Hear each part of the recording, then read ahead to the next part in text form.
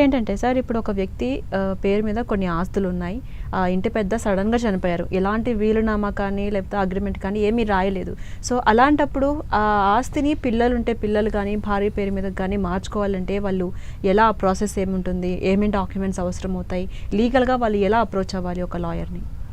ఇప్పుడు మీరు అడుగుతుంది ఏంటంటే unsettled property, settled property, unsettled property 2 రకాలు. సెటిల్డ్ ప్రాపర్టీ అంటే ఈ ఆస్తిని భార్యకి పిల్లలకి లేకపోతే ఎవరికో ఇచ్చేసాడు, that is settled property. Unsettled property ఇది వీల్నామా కూడా రాయలేదు, గిఫ్ట్ ఇవ్వలేదు, వాళ్ళకి తర్వాత పార్టీషన్ కూడా చేయలేదు.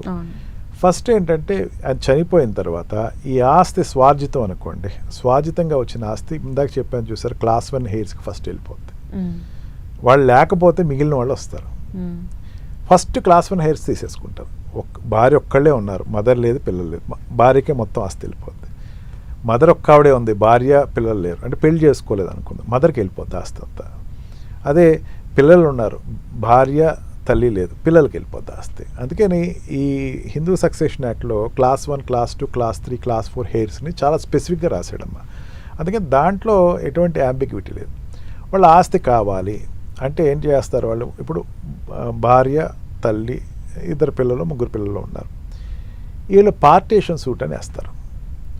మా భాగాలు మాకు పంచివ్వండి, మాకు రావాల్సినటువంటి షేర్స్ ఇవ్వండి అంటే ముందు వెనక లేకపోతే రోడ్ ఫేసింగ్ ఇవన్నీ ఏమి ఉండవమ్మా దాంట్లో. దాన్ని ఈక్వల్గా ఏదైతే రోడ్ ఫేసింగ్ ఉందో దాని ప్రకారం ఈక్వల్గా దాన్ని షేర్ చేస్తారు. ఒక అడుగు భూమి ఉన్న అడుగుని ఎన్ని మొక్కలు అన్ని మొక్కలు చేసిస్తారు. అంటే సార్ ఇప్పుడు మీరు పిల్లలు ఉంటే ఒకలా చెప్తున్నారు, అండ్ భార్య ఉండి పిల్లలు లేక దత్తత తీసుకుంటే ఆ పర్సన్కి ఆస్తి అనేది వస్తుంది, ఆటోమేటిక్గా వెళ్తాం. షేర్ అనేది వస్తుంది. Adoption, Hindu adoption and maintenance act ప్రకారం అడాప్షన్ చేసుకుంటే కనుక ఆటోమేటిక్గా అతనికి ఒక షేర్ వెళ్తుంది, భార్యకి షేర్ వెళ్తాం. అంటే